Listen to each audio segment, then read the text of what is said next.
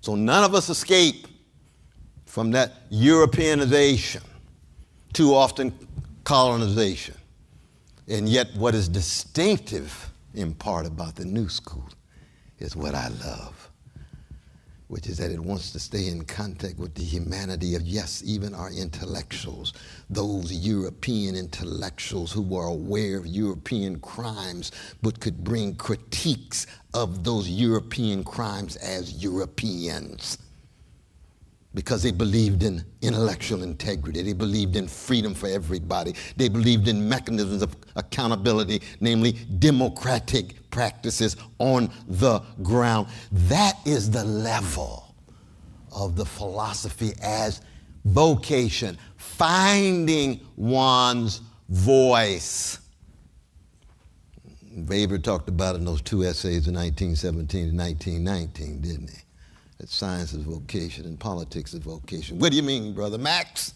What do you have in mind when you talk about the ethics of conviction versus the ethics of responsibility? Are you disproportionately accommodating yourself to the nationalism of your day? Because nationalism remains the most powerful ideology of the modern world that people are willing to live and die for, no matter how much we talk about class and race and gender and sexual orientation. The international versions of those fall in the face of the nationalism. Most black folk in America, waving the flag, they go fight for the U.S. Army before they fight for race.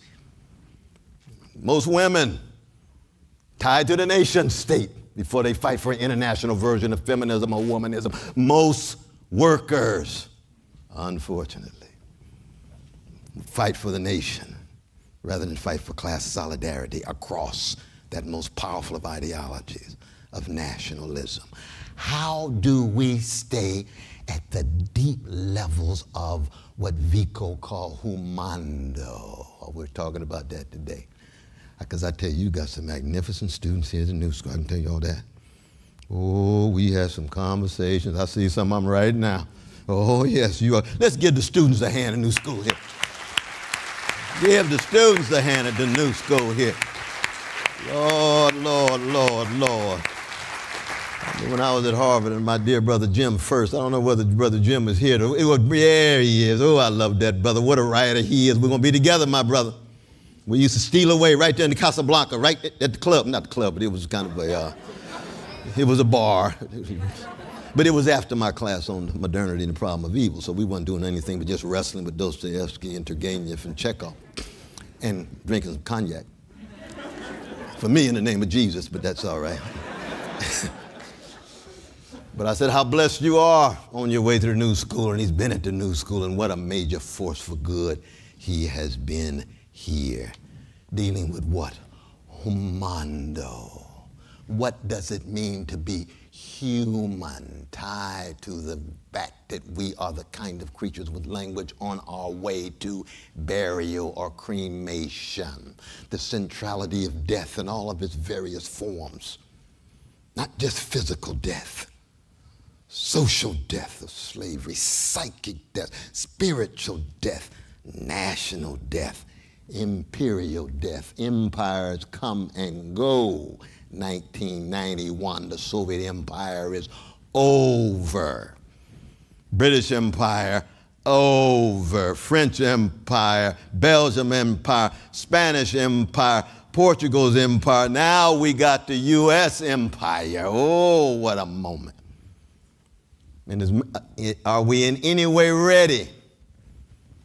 Can we get beyond our sense of feeling so innocent? The great F.O. Matheson, who gave the money for Monthly Review in 1949 to Paul Sweezy and Barron.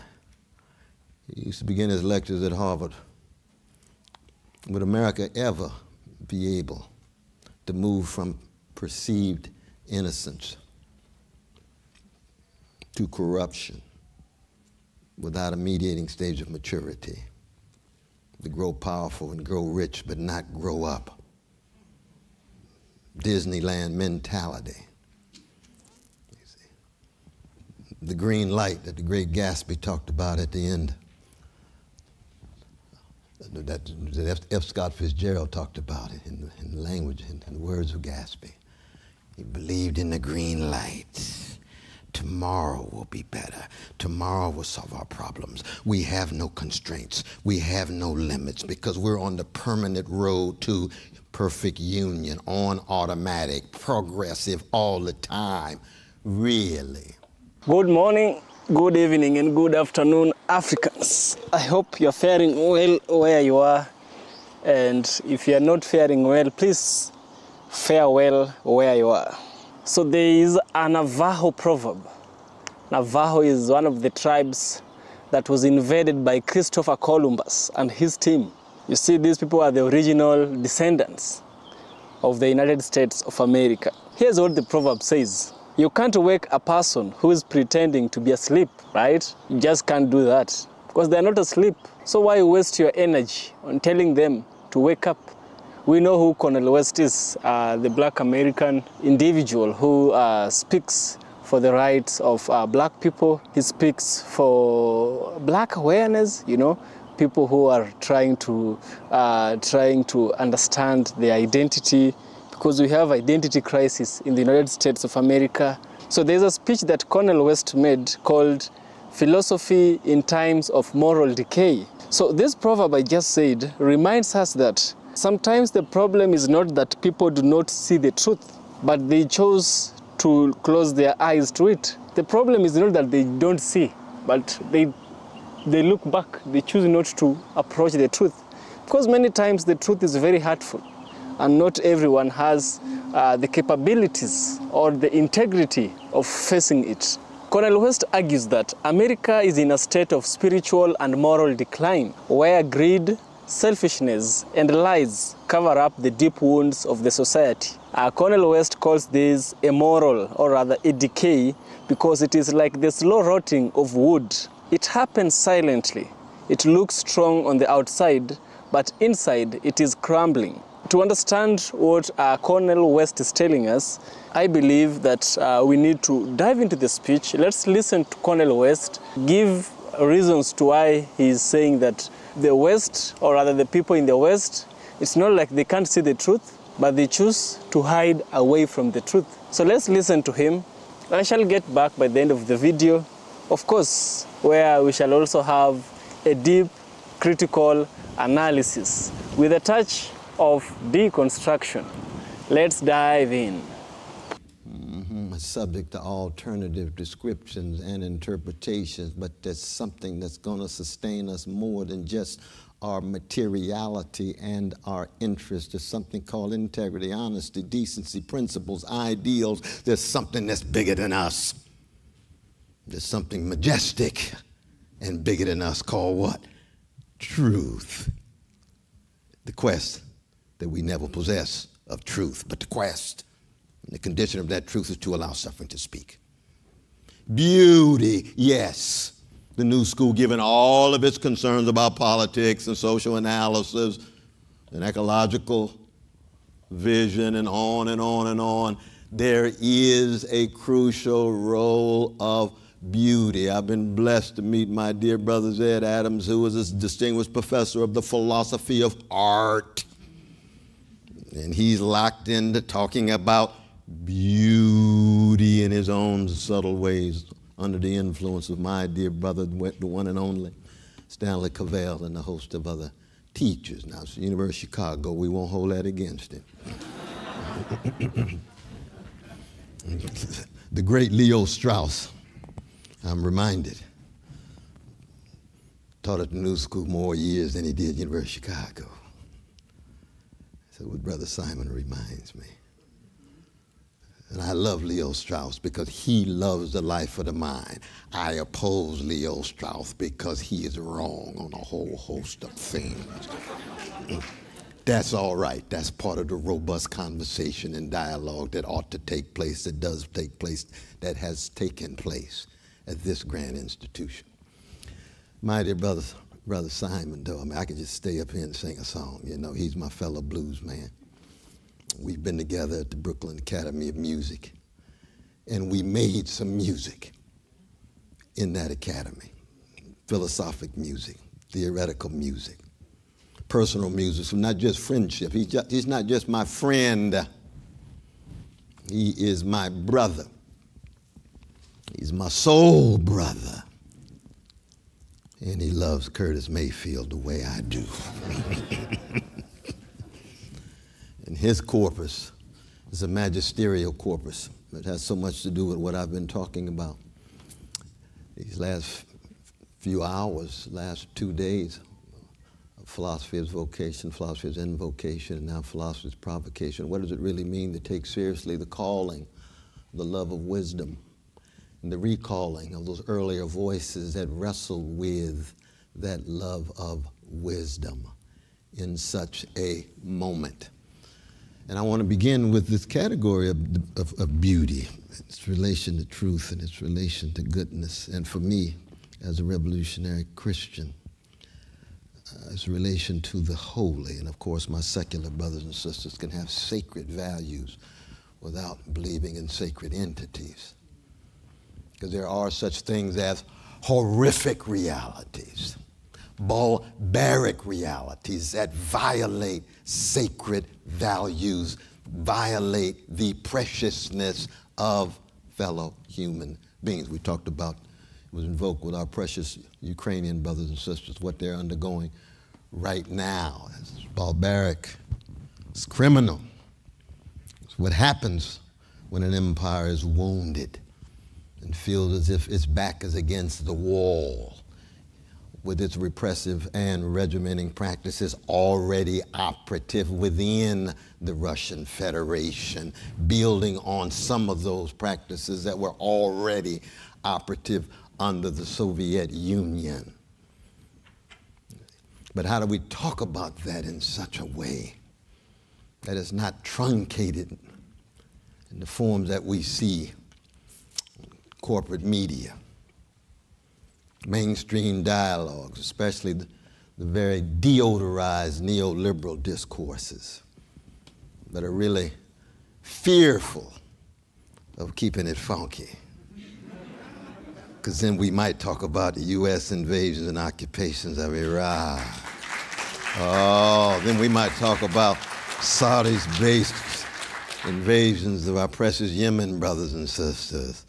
Or they might talk about our friendliness with gangsters and dictators in Latin America and various parts of the world. Oh, we might get to the West Bank and Gaza. Oh, wait a minute. Any slice of humanity ought to be the very source of our deep concerns and solidarity, not uncritically. You see, our Jewish brothers and sisters, almost everywhere they go, they still have to deal with prejudice and hatred and attack and assault. France, Russia, Pittsburgh, across the board. But you know and I know that all of us as human beings have the potential, especially elites in high places, to accommodate ourselves to empire, domination, subjugation, exploitation. And the great legacy of the best of the new school, I'm thinking of my dear sister Agnes Heller. Oh, I loved her so. Never met her. Felt like she was my sister with her text. Part of us because we come out of Georg Lukács. I don't exist without a Lukács, his history and class concept. That's wrong as he was. In his inferences, I love the quality of his synoptic vision and his synecdochal imagination that connects parts to wholes. I loved his synthetic analysis that was always highly critical of the disciplinary division of knowledge in professional managerial sites called universities. So he was very suspicious, young brothers and sisters of all colors. What are you majoring in? X. What are you majoring in? Y. Oh. Where's your sense of the whole? Don't polish your nut in the corner if you have no sense of what the forest looks like. That's intellectual work. What the forest looks like. the relation of the parts, the interdependence of the parts, the way they're intermingled, the way the existential goes hand in hand with the economic, the way the social goes hand in hand with the spiritual, the way the political goes hand in hand with the personal, the ways in which the national, the most powerful ideology of the modern world, and by modern world I mean the age of Europe between 1492 and 1945, when the European colonial empires, those between the Ural Mountains and the Atlantic Ocean, reshaped the whole globe in their interest and in their image. 35% of the world by 1835, 87% by 1914, before the guns of August of 1914. You see? So none of us escape from that Europeanization, too often colonization.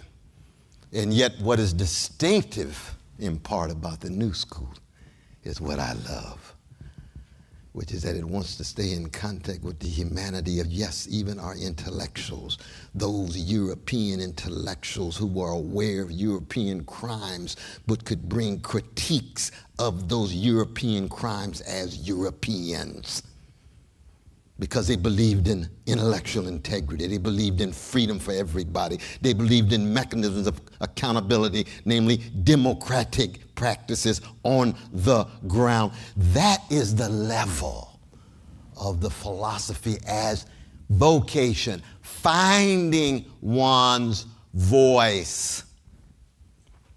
Weber talked about it in those two essays in 1917 and 1919, didn't he? That science is vocation and politics is vocation. What do you mean, Brother Max?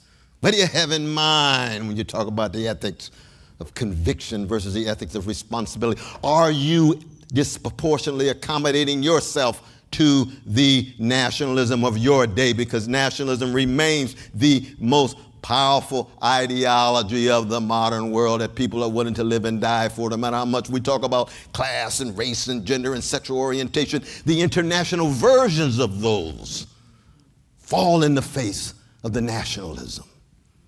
Most black folk in America, they waving the flag, they go fight for the U.S. Army before they fight for race. Most women tied to the nation state before they fight for an international version of feminism or womanism. Most workers, unfortunately, fight for the nation rather than fight for class solidarity across that most powerful of ideologies of nationalism. How do we stay at the deep levels of what Vico called humando? We're talking about that today. Because I tell you, you got some magnificent students here at the new school. I can tell you all that. Oh, we had some conversations. I see some of them right now. Oh, yes, you are. Let's give the students a hand in the new school here. Give the students a hand at the new school here. Lord, Lord, Lord, Lord. When I was at Harvard and my dear brother Jim First, I don't know whether brother Jim is here. There he is. Oh, I love that brother. What a writer he is. We're going to be together, my brother. We used to steal away right there in the Casablanca, right at the club. Not the club, but it was kind of a, it was a bar. But it was after my class on modernity and the problem of evil, so we weren't doing anything but just wrestling with Dostoevsky and Turgenev and Chekhov and drinking some cognac. For me, in the name of Jesus, but that's all right. But I said, how blessed you are on your way to the new school, and he's been at the new school, and what a major force for good he has been here, dealing with what? Humando. What does it mean to be human, tied to the fact that we are the kind of creatures with language on our way to burial or cremation, the centrality of death in all of its various forms, not just physical death, social death of slavery, psychic death, spiritual death, national death, imperial death. Empires come and go. 1991, the Soviet Empire is over. British Empire, over. French Empire, Belgium Empire, Spanish Empire, Portugal's Empire. Now we got the U.S. Empire. Oh, what a moment. And are we in any way ready? Can we get beyond our sense of feeling so innocent? The great F.O. Matheson, who gave the money for Monthly Review in 1949, Paul Sweezy and Barron. He used to begin his lectures at Harvard. Would America ever be able to move from perceived innocence to corruption without a mediating stage of maturity, to grow powerful and grow rich but not grow up? Disneyland mentality. You see. The green light that the great Gatsby talked about at the end, that F. Scott Fitzgerald talked about it in the language, in the words of Gatsby. He believed in the green light. Tomorrow will be better. Tomorrow will solve our problems. We have no constraints. We have no limits because we're on the permanent road to perfect union, on automatic, progressive all the time. Really? Really? Well, you see, I come before you tonight, or at least this evening, as a very, very small moment in a tradition of a great people at our best, a black people who at our best have never been duped in a massive way with the claims about ignorance. The genius from Harlem put it so well, James Baldwin, of course. Our dear brother McBride is founder of the James Baldwin Review, magnificent scholarship. Innocence itself is the crime if the authorizers of devastation view themselves as innocent. That's part of the slice of the genius of James Baldwin. That's the lifting of voices, the anthem of black people. To lift every voice, not lift every echo. Be an extension of an echo chamber. But to lift one's voice, to have a dignity in your voice, the way Ben Webster, Mary Lou Williams, or John Coltrane has dignity in their sound. I don't have any hatred of Kenny G, but he just doesn't have that. It's too cotton candy. You can't have dignity of your sound unless you have the William Butler Yeats-like sense of examining the dark corners of your own soul and recognizing it takes more courage to do that than it does for a soldier to fight on the battlefield. You see, that's tremendous spiritual power. That's essential power. That's where I come from. Oh, what a blessing to be born Clifton West and Irene West, my mother and my father. I just lost my mother a few months ago. Never beat a human being anywhere near their integrity and courage and vision and depth and scope of love. I might be more famous. Fame means, well, we'll go listen to David Bowie on Fame and you get a sense of what I'm talking about. And I like his funk too, which shows that funk is not a function of skin pigmentation, is it? It looks like it sometimes, but no. No, James Bowie is funky. Meaning what? Trying to tell the truth, get beneath sanitized and sterilized discourses, having the courage to cut radically against the grain and take a risk and be willing to pay a burden in what you have to say, just like Malcolm X. Say what you mean and mean what you say and take the consequences. Even if you're wrong, you recognize you're putting something out there that is at stake bigger than your ego. Oh, what a wonderful way of being in the world. That's the tradition that I come from. I don't even ask to be shaped by that tradition. I consent to be a small part of it. People who've been hated chronically for 400 years every day with their own bodies and memories and minds and so forth. But in the face of that kind of chronic hatred, they keep dishing out love warriors every generation. every generation. I saw Brother Cory Booker last night talking about Harriet Tubman. Did you all see that exchange last night with our dear Sister Jackson? A lot of people surprised. Oh my God, I can't believe the Republican Party's treating our dear black sister in a racist way. And the sky is blue, and grass is green, and all of us try to love our mamas. No, no. What's going on is a Harriet Tubman who goes far beyond even fighting for a slot in the Supreme Court. It's a beautiful thing to see black brilliance and black arte and black success, but I expect that. I'm not surprised. A lot of vanilla brothers and sisters really get surprised. Oh, she sounds so eloquent. Wow. You don't say. I grew up with eloquent Negroes. Brilliant black folk. Doesn't surprise me at all. A whole lot of them in jail. A whole lot of them shot down by the police. A whole lot of them dealing with all kind of mess. But what's important is the Harriet Tubmans, in the face of so much systematic hatred, decided to be love warriors. In the face of so much trauma, decided to be wounded healers rather than wounded hurters.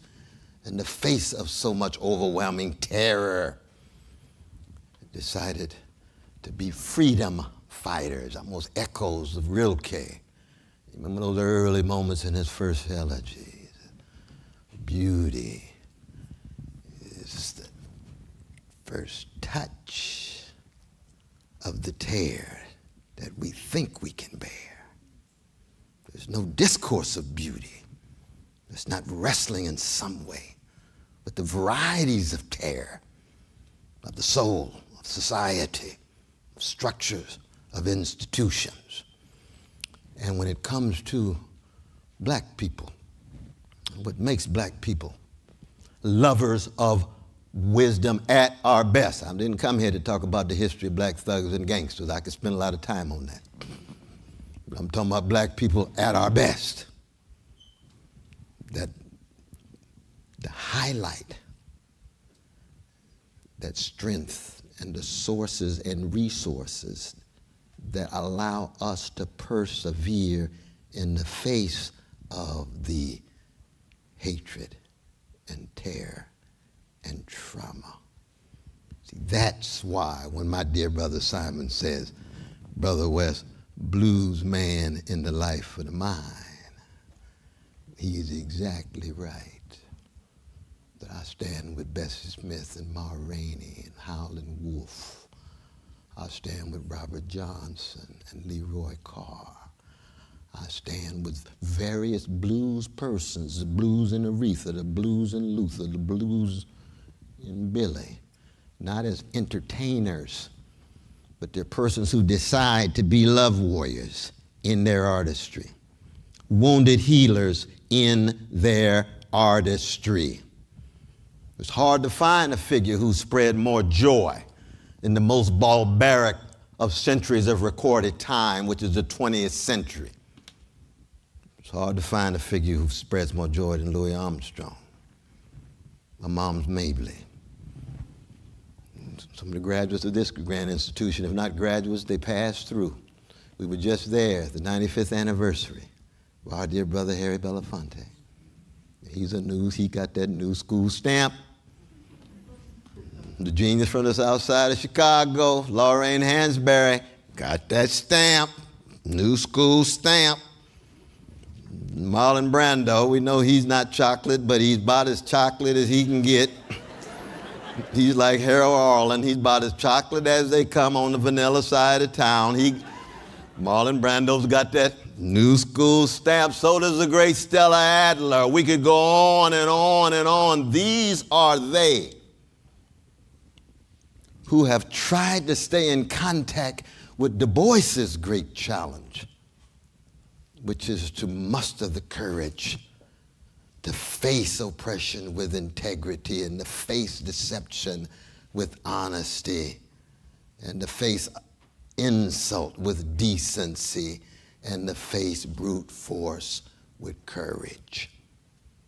and to live at a moment in which the commodification and the marketization of nearly every nook and cranny of our society makes it very difficult to even keep alive certain memories of genuine integrity. It's just been reduced to cupidity. And by cupidity, I mean not just love of money, but I'm using it in the Augustinian sense, the way Hugo of St. Victor used it. The dominant ways of the world that reminds us of Clausewitz, the philosopher of war. What Hegel meant when he said, hey, history is a slaughterhouse. What Gibbon meant when Gibbon said history is a series of crimes and follies.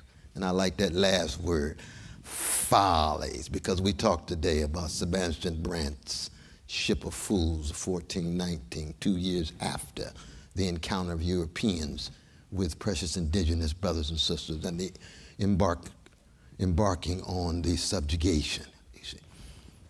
And then in Praise of Folly, a text that I hope every undergraduate and graduate student gets a chance to read in these dim times.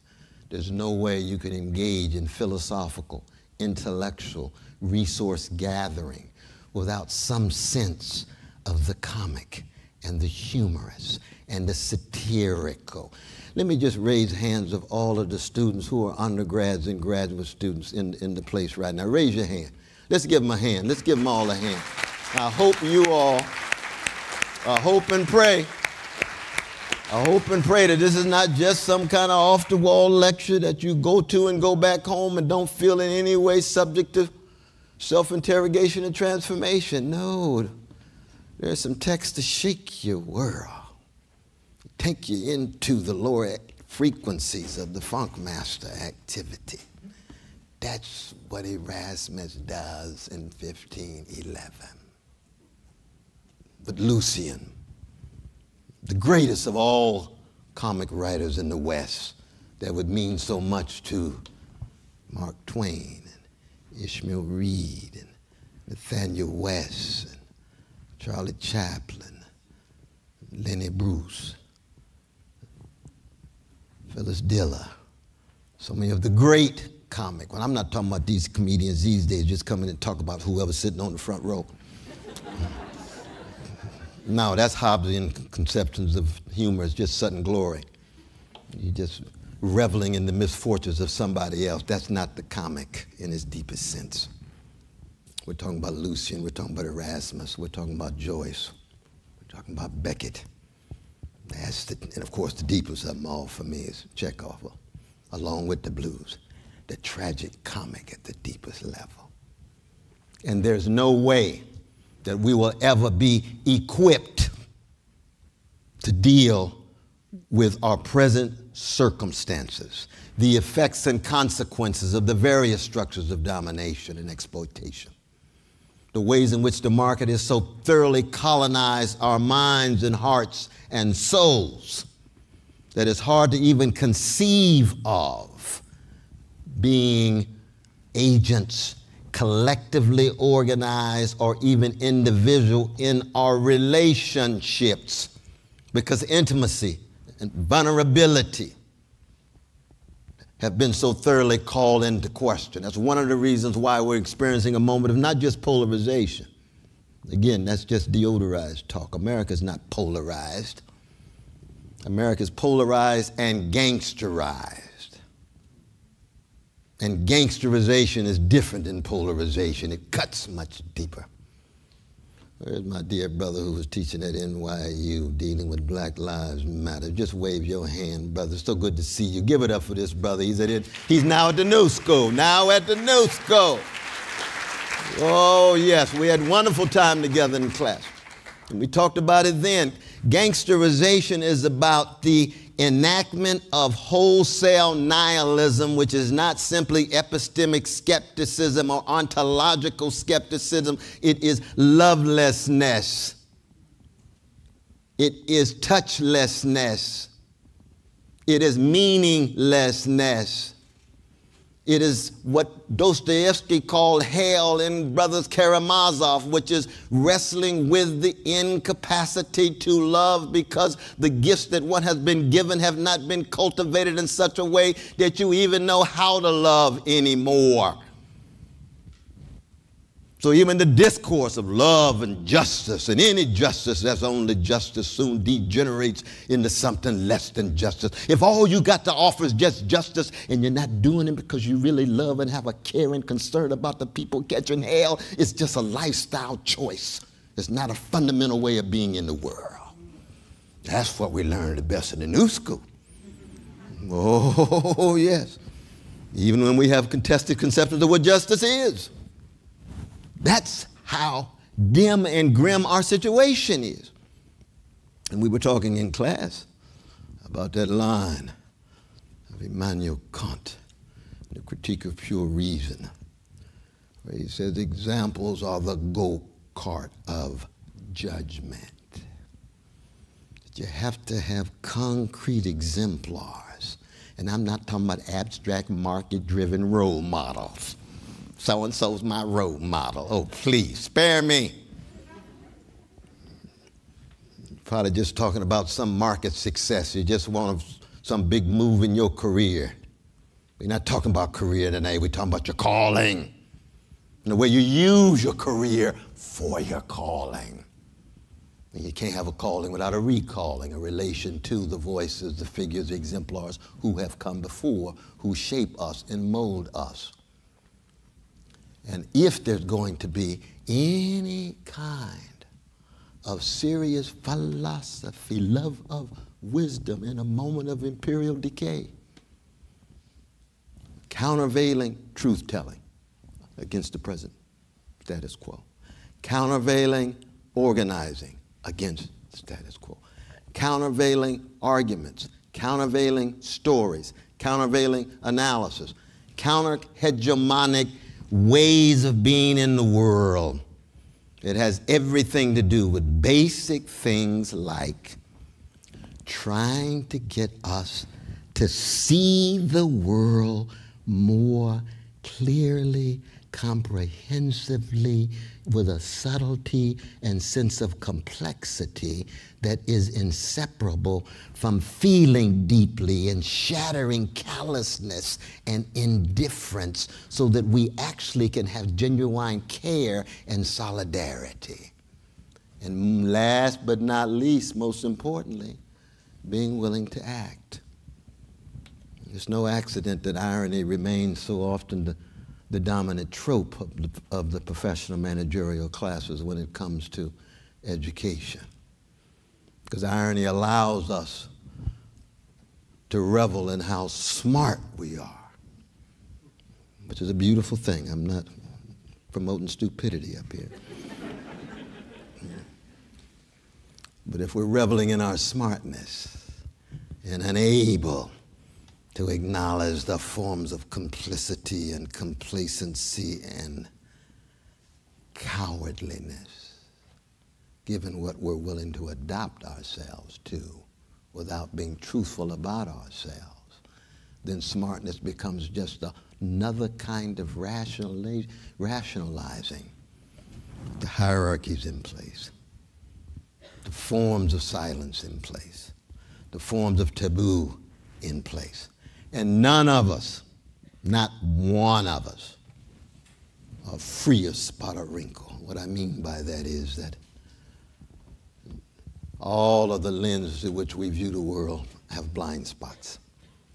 Adorno reminds us of this: the splinter in one's own eye is the biggest magnifying glass. So you start with yourself.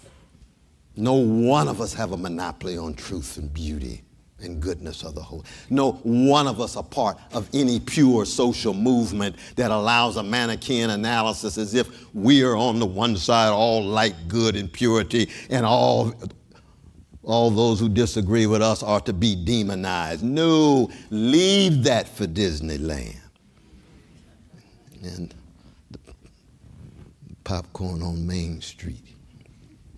And come back to history with all of its contradictions and incongruities, and the history deposited inside of us.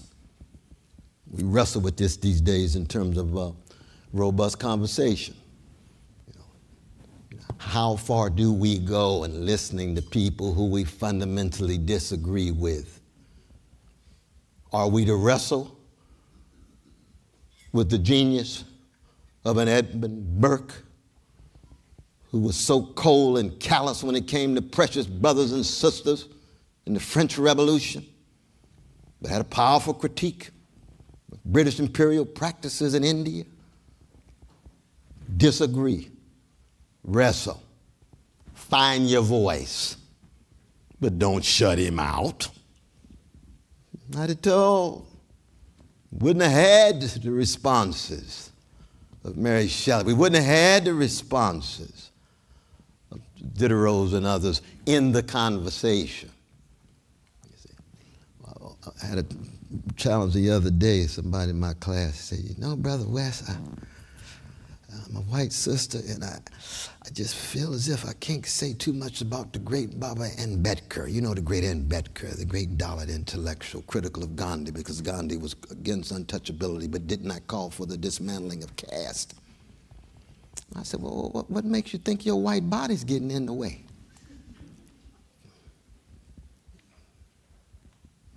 Please, don't fetishize this thing. Use your imagination and your empathy. John Brown wasn't no joke. Lady Maria Child, white sister, wasn't no joke. Close to David Walker. What are we talking about? Rabbi Heschel ain't no joke writing that telegram to Kennedy. "I think Americans ought to forfeit the right to worship if they can't treat Negroes with humiliation." Kennedy said, I think we invited the wrong rabbi here. Because we got some more moderate rabbis out here who just can't wait to get to the White House and sip tea. Well, Heschel's not going to do it.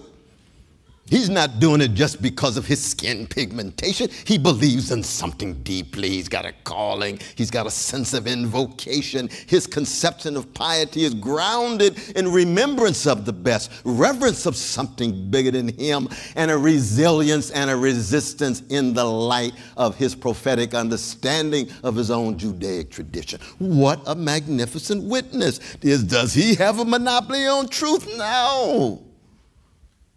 Does he have some truths that are indispensable? Absolutely. Say the same thing about my prophetic brother Malcolm X. I don't exist as a Christian without Malcolm X. Does he have some blind spots? Absolutely. Early Malcolm, later Malcolm, less so, but still has them. And I'm just using brief examples because you can't be one who wants to take seriously my own tradition of black folk who have chosen to be love warriors and freedom fighters and wounded healers and joy spreaders. You violate Frederick Douglass, you violate Ida B. Wells Barnett, you violate James Baldwin, you violate Aretha Franklin, you violate John Coltrane, you violate Mary Lou Williams. All of these were human beings who somehow mustered the courage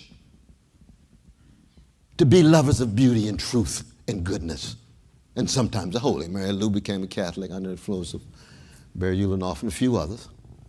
She had been very much secular in her own way. Dorothy Day, another great example.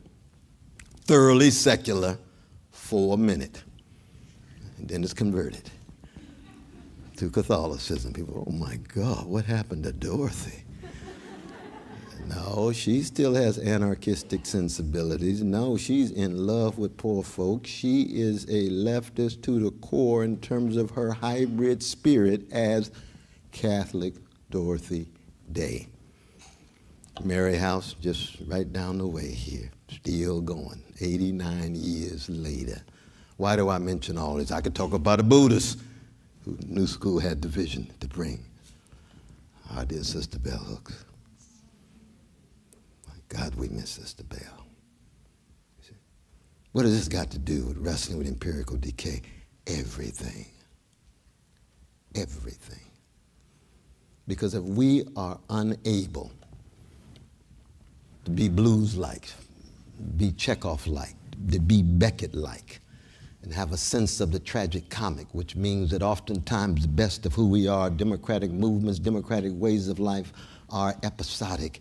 They come and go, like the great Sheldon Wolin taught us in Fugitive Democracy. Often crushed. Well, what do we do in the face of being defeated? What do you think? What do we do in the face of failure? What do you think? What do we do when it looks like this, at times that our very movement has the chance of a snowball in hell? Do we give up? Do we succumb? Blues men, blues women, what you got to say? Oh, Brother West, I've been down so long, the down don't worry me no more. That's why I just keep it on and I'm strong as I can be. Ooh, I like your blues. Ain't nothing innocent about it, nothing sentimental about it, nothing romantic about it, nothing naive about it. It's grounded in the funk and the realities of struggling, but at the same time, it understands hope as a verb as well as a virtue. You got this, Curtis Mayfield say, keep on pushing. Stay in motion, not just by yourself, some isolated ego. Enact subversive piety. What is subversive piety? Well, we can go back to the youth fro and wrestle over definitions. Or we can go with John Dewey and say, I'm a naturalist, I'm secular. Piety is the virtuous acknowledgement of the sources of good in our lives. So that even we atheists and even we agnostics know that there have been people in our lives who fundamentally shape and mold who we are. I love that about Sister Jackson. The other day, I don't get a chance to watch TV too often. She starts with her parents.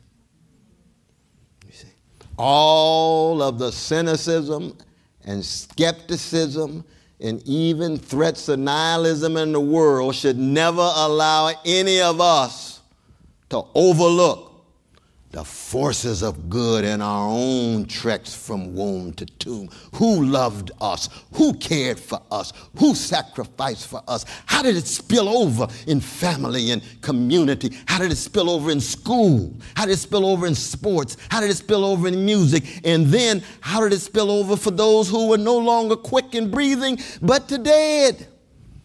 Feeling down and out, turn on some Stephen Sondheim. Let that brother's genius flow through your soul. I'm talking about the tragic comic sections, not just those upbeat ones that he got from Oscar Hammerstein. This is not June busting out all over. This is No More in part 2 of Into the Woods.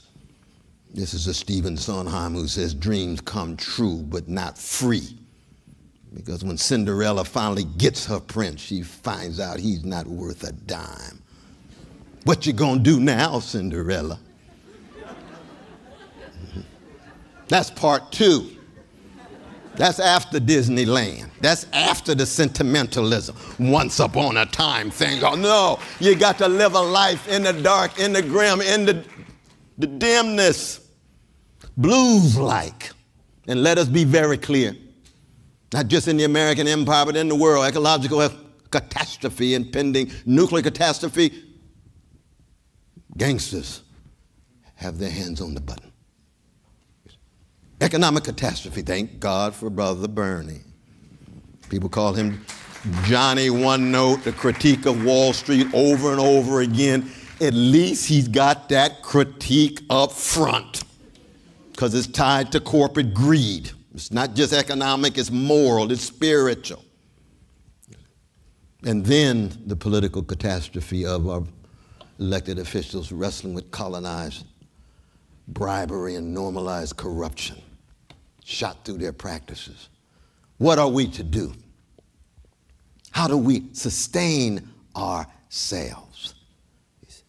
Vocation, invocation, provocation. You can't do it by yourself. You've got to situate and locate yourself in a tradition that has been able to empower others before you. That's why we talked about Vico today. That's why we talked about Montaigne today with the 8 wars of religion from 1562 to 1592. to thousands and thousands of precious folk in Europe, heads cut off, parts mutilated, Huguenots against Catholics, Catholics against Huguenots, class struggles going on. Catastrophe, nothing new. I could hear my grandmother telling me now, little Cornell, don't you ever be surprised by evil. Don't you ever be paralyzed by despair. You wrestle with despair. Goethe used to say, he or she who has never despaired has never lived. And he's not the most greatest of artists when it comes to the tragic sensibility. Tragic sensibility scared Goethe. His very metaphor is a cloudless sky. That's not the blues-like orientation I have. When the sun comes out, I love it. I get all I can because I know it's not going to last too long. And I'm not just talking about Seattle. I count my blessings. My mama passed, I count my blessings. I had her for so many years. I lose James Ntume, I count my blessing for his music. I lose Bell Hooks, I count my blessing for what she gave. That's what hope is about. Nothing to do with optimism, nothing to do with upbeat, nothing to do with the green light, nothing to do with tomorrow things are going to get better. That's Chekhov. Chekhov is deeper than the blues. You say, ooh, that's blasphemy in America. Truth often is blasphemy in America. He's deeper than the blues. Because the blues is still American, shot through with certain romantic and sentimental elements, thinking that tomorrow things might get better. Good morning, heartache. Maybe the next morning they won't be. Maybe no, Billy, it's going to be there waiting for you, sister, don't you think? No, but we Americans always think that somehow we ascribe almost metaphysical status to the future. Russians don't worry about that. Chekhov doesn't. Dostoevsky doesn't. Why? Because they know energy must be focused on not just staying woke. I love that language with my young brothers and sisters, but I tell them, if you stay woke, you're going to suffer from insomnia. Don't you stay woke, stay woke, stay woke. No, well, brother, it's just a slogan. Well, I just want to get my insights right on this. You got to stay fortified. When you fortify, you like a jazz woman or a blues man, you got good timing with phronesis, practical wisdom, so you know when to be woke, when to take a nap, when to sleep, when to get your work done, when to bring together your talent and your discipline and your energy in such a way, and when to laugh at yourself, when to criticize yourself, when to acknowledge that you can be better than you can be, when to listen to your best friends, when to listen to your enemies, when to listen to your critics. It's all in the timing. And Alfred North Whitehead even went further in Adventures of Ideas. That was the first book that I told my brothers and sisters to read yesterday, Adventures of Ideas. Oh, what a classic. Because he talks about what? He talks about not just noble discontent and radical discontent that flow from the Socratic legacy of Athens and the prophetic legacy of Jerusalem. He says, I'm concerned with the tone of a thinker. See, that's jazz-like. See, Ben Webster got a sweet tone that gets all inside of you and makes you feel like you want to be tender and kind and sweet. And then we got some other horn players who's different tone. That's all right, that's their tone. They just loud. And it's their temperament that William James will pick up. The temperament of a thinker and a philosopher and a human being wrestling with decay and decline and loss and catastrophe. Crucial. It's the tone and temperament of how we relate to each other. And if we measure American culture in terms of tone and temperament, oh, we're in deeper trouble than we thought. It's not just the ideas exchanged. It's the how. And the only way to be counter-hegemonic is to point it out. And when in one's own praxis, you see, try to enact it. This is what happened in Charlottesville. We went down to Charlottesville. I gave a talk at sunrise. We must have had 2,000 people at 6 o'clock in the morning, which is a miracle for me because I don't get up early. Almost for anything other than trying to catch a plane to be part of some movement. And by the time we got out to march, we had about 100. And by the time we got to the Robert E. Lee statue, we had about 16 of us. Out there singing, "This little light of mine," about to get crushed by thousands of sick white brothers. There's a few white sisters, sick white brothers, neo-Nazis, the Klan. I walk by the park, they listening to Motown. I said, ooh, very American. Motown, you want to kill me and want to listen to the music we produce. Because that music speaks to you on a very deep human level, but you decide to be a gangster, therefore you can't respond humanistically to the humanism in the music. Then they come to me and spitting and cussing and carrying out. Example of imperial decay. He said, "I got one question for you, so-and-so. How come you call everybody brother and sister? I see that S-H-I-T on TV all the time. I can't stand that." And I looked over and said, "Well, brother, I'm not naive. I'm not sentimental. But I recognize you, a human being, on the same continuum that I am as a human being. And I know I got some elements inside of me, gangster-like, that is hegemonic at the moment and for a good while in your soul. So this is not a moment for Socratic dialogue now. But it's also not a moment for self-righteousness and self-indulgence and easy Manichaean perception. The product of the same culture that I am. You see, the hypocrisy of neoliberal elites, same continuum of humanity, talking about democracy and freedom, but willing to drop drones on innocent people, don't want to move against the grotesque wealth inequality, just simply want to make the empire more colorful at the top, and unconcerned about the structures, you see. Same critique. And then I went into my Christian mode and I just told him, I said, you know, you choose to be a gangster, but you are made in the image of God. You're a human being and you have the capacity to be different. It's just that at this moment, and maybe for a good while, that you're going to remain my foe.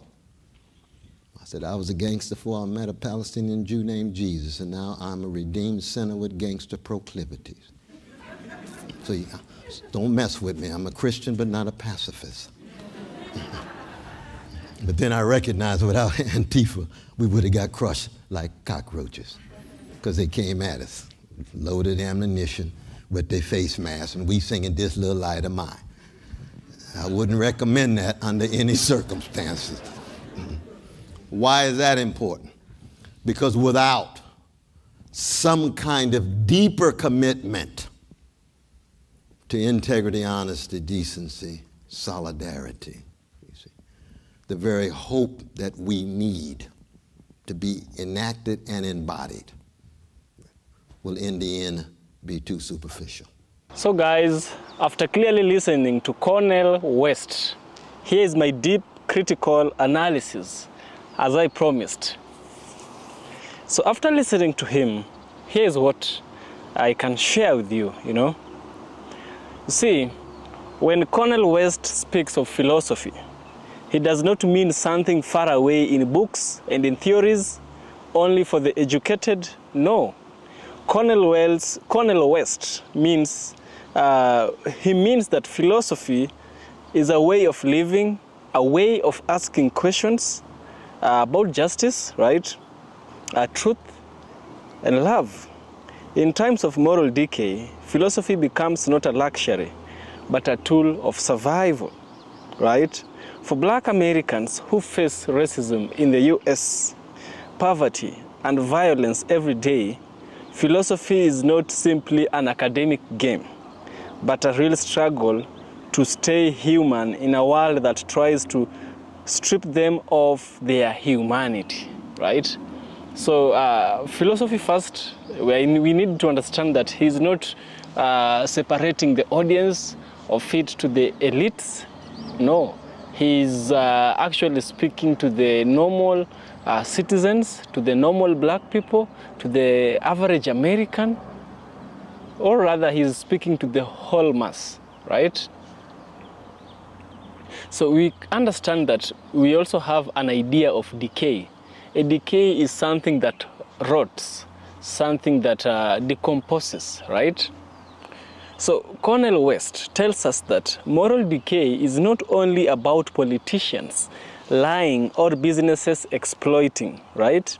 It is about the deeper sickness of a culture that celebrates money over love, power over compassion, and entertainment over truth. To deconstruct this, as I promised, we must first ask ourselves a question as the black population, right? How does this sickness show itself in the lives of black people in America, and the lives of black people in the Caribbean, the lives of black people in Africa, and the lives of black people in the entire universe, right? So, this is how it shows itself. It shows itself in the prisons that are full of young black men. It shows itself in schools that fail black children, where they attract away from success before they are even given a chance. It shows itself in the killings of unarmed black people, where police officers act as if black lives are disposable. This specific decay shows itself in neighborhoods where jobs are scarce but drugs and guns are in plenty, right? This is a moral decay. It's not just an accident of history, but a structure built on the very bones of America, right? So another thing is the mask of progress. According to Cornel West, one of the tricks of moral decay is to wear the mask of progress. It's a pretense. Cornel West warns that America often pretends it is getting better while it is sinking deeper into greed and division.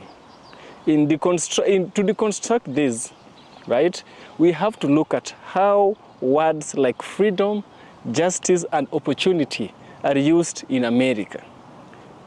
So here are the words: freedom, justice, and opportunity. Very, very important words to a black person. You see, these words sound beautiful, but in practice, they are not shared equally. For black Americans, freedom often means the freedom of struggle without support. Justice often means punishment rather than fairness. Opportunity often means a narrow door that is kept locked for most people. Yes? See, this false language creates a dream that hides the nightmare. It allows many black people, or rather many Americans, especially the powerful, to pretend to be asleep. As the proverb earlier says, you can't wake up someone who is asleep, you see? So the politicians are pretending to be asleep. They're looking aside. Instead of facing the truth and acting upon it, they're not doing that. They're riding on falsehood. So they are ignoring the cries of the oppressed.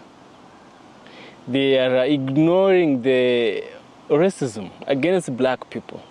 They are ignoring corruption that is on the government affecting people, right? They are ignoring unequal opportunity in the health sector, in education sector, in the finance sector, in the jobs, or rather the employment sector. Because black people do not have equal opportunities. No.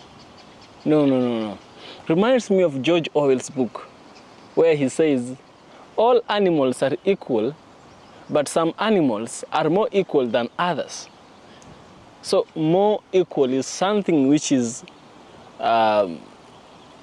unequivocated. It is a word which is equivocated. It's been given multiple meanings, right? For a reason.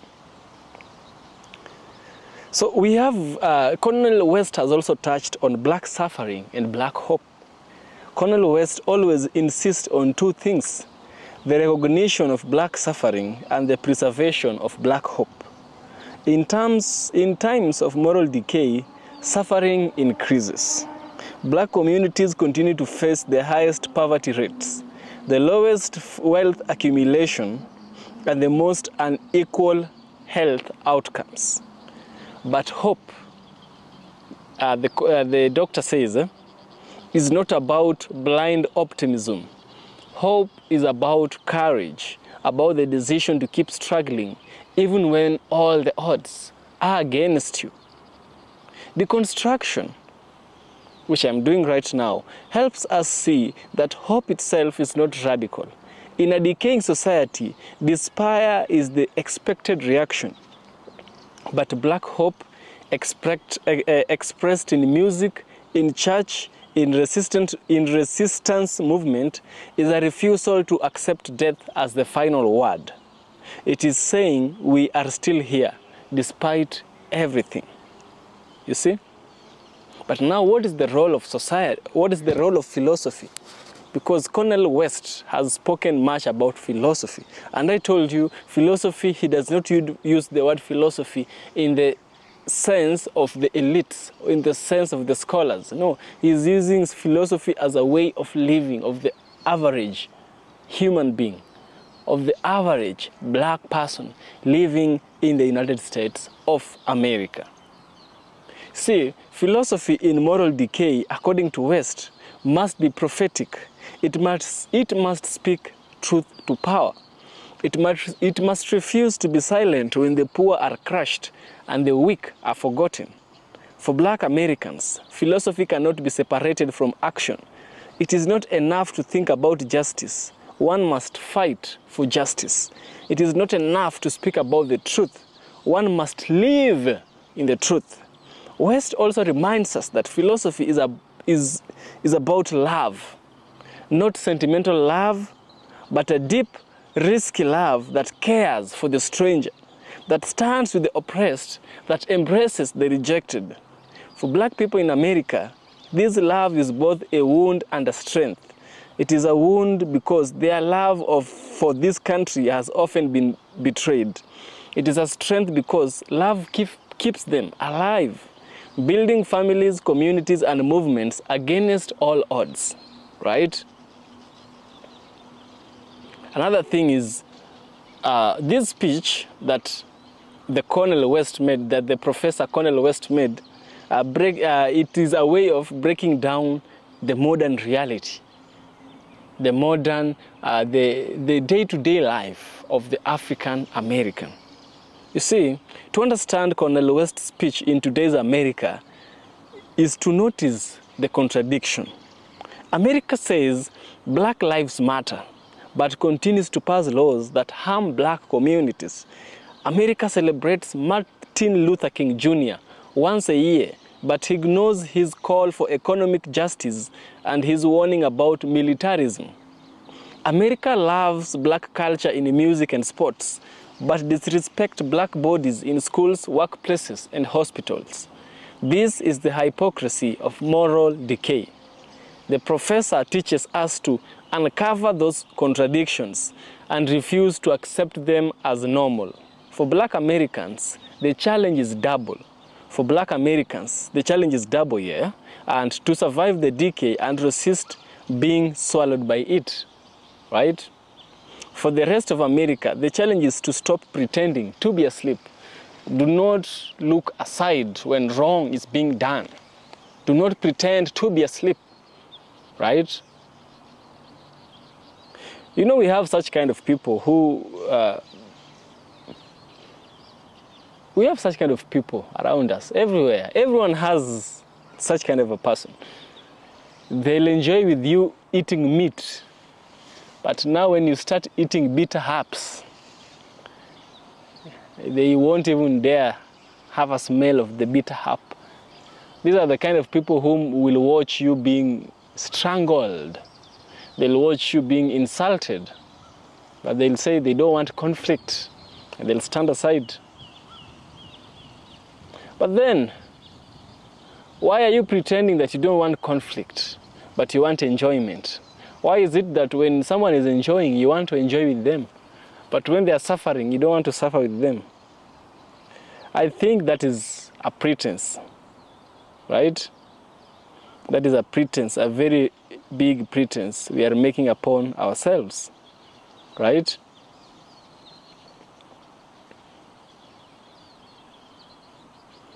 See, that is what I told you, right? The professor has told us about the roots of moral decay in America.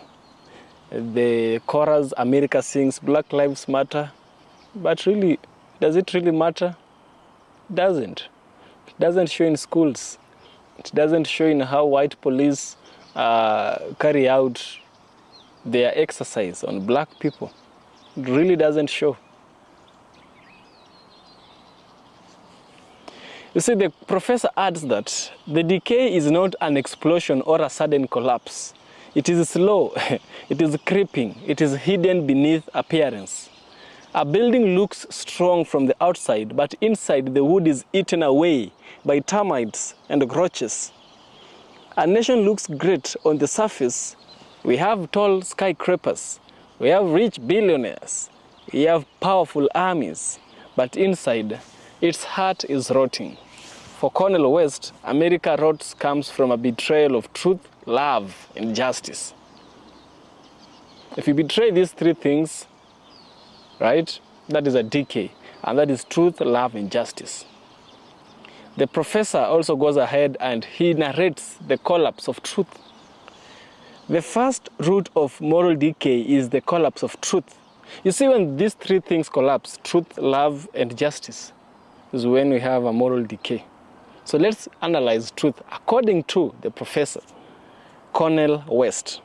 And he says, the first root of moral decay is the collapse of truth.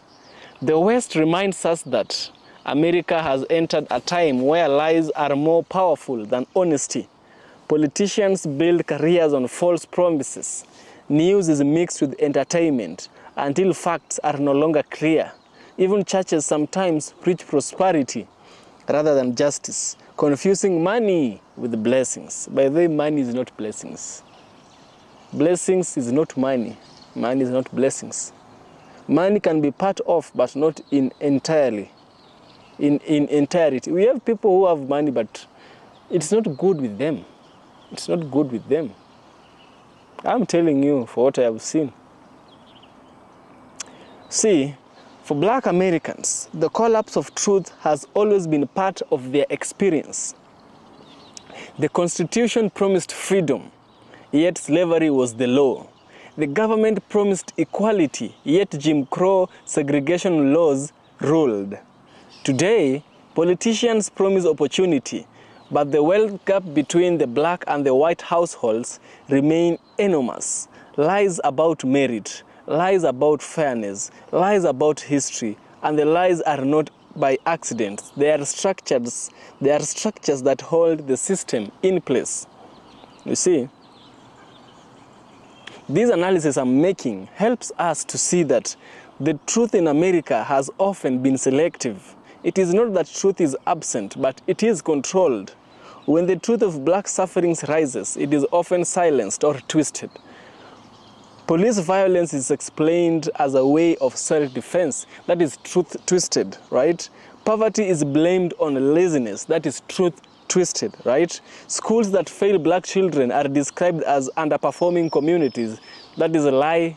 That is truth twisted. The truth is there, but America pretends not to see it.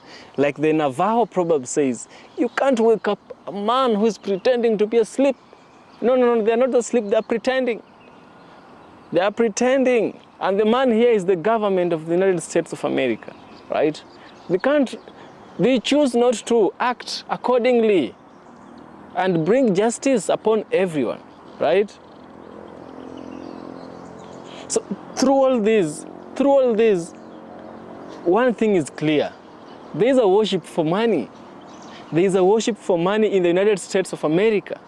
And here I'm about to remind you something. There is a verse in John. There's a verse in the epistles of John that says, do not love this world or anything in this world. For if you love the world and anything in it, the love of the Father is not in you. For everything in this world, the riches, the mansions, the sports cars, that your thing you like, all that comes to pass. But the love of the Father sticks forever. Yes, I'm telling you the truth.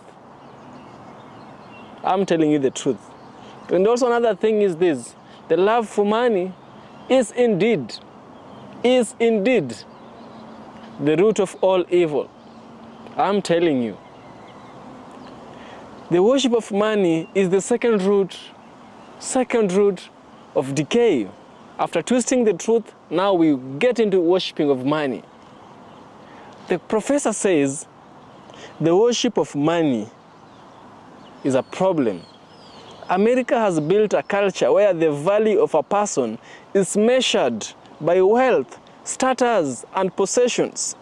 Success is defined by what you own, not who you are. This worship is not neutral, it is deadly, because it means that poor people, especially poor black people, are treated as worthless. This is not new.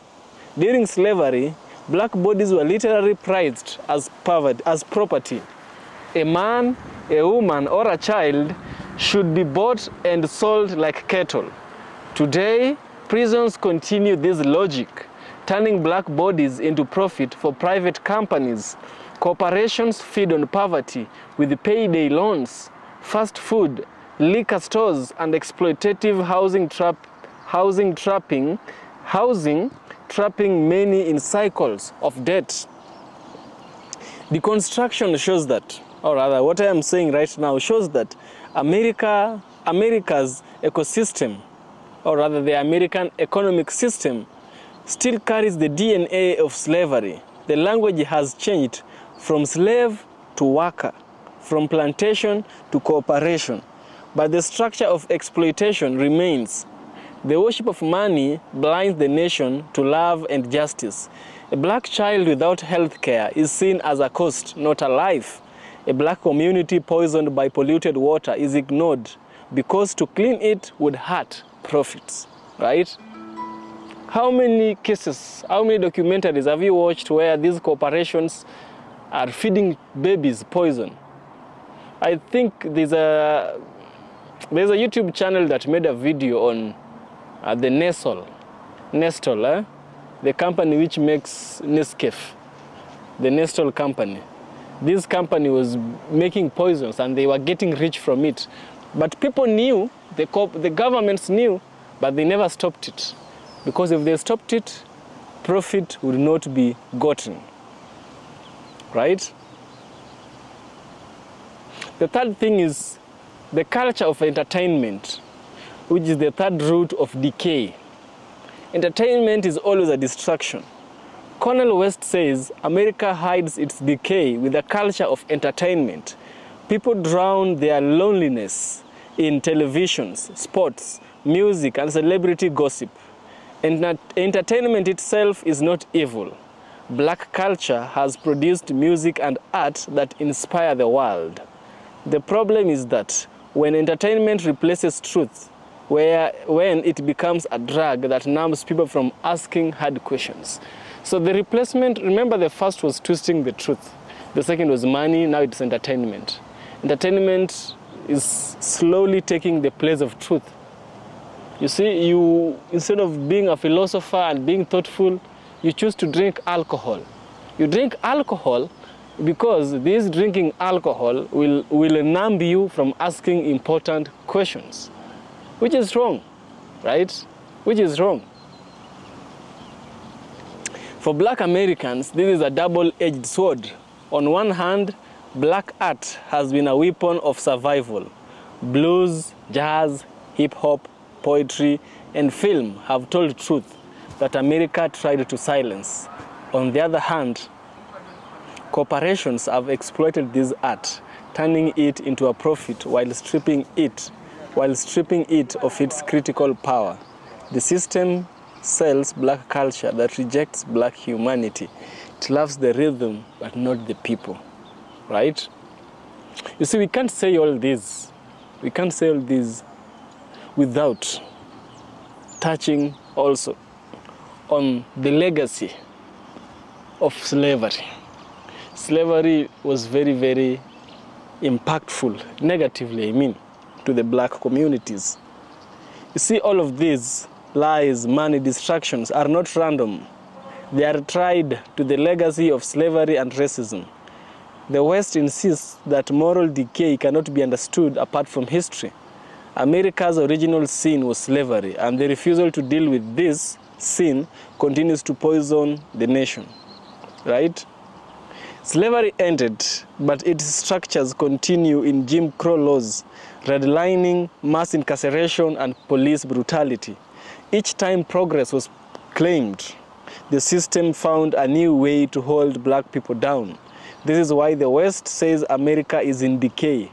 It refuses to face its past honesty, and without truth, there can be no healing, right? Without truth, there can be no healing. To bring all these into a conclusion, right? To bring all these into a conclusion, Cornel West does not end with despair. With despair being like meaning to surrender. I think despair means to surrender, but in a certain context. So the professor tells us, do not despair, black people. He says that decay is not the final word. From decay, new life can grow, but only if truth is faced.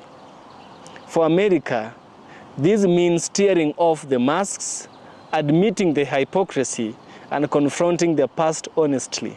It means repairing the harm of slavery, segregation, and systemic racism, not just with words, but with real change in economics, justice, and education. For black Americans, it means continuing to resist, to create, to love. It means holding on to the radical hope that has carried generations.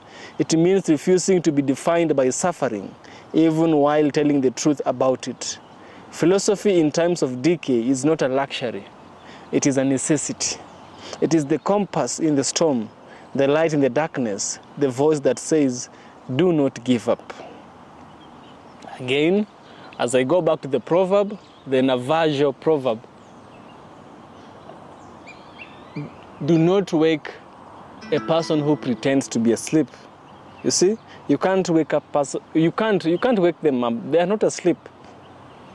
See, through this essay, through this proverb, the Professor Cornel West warns us that America is pretending, closing its eye to suffering, ignoring the cries of the oppressed, right?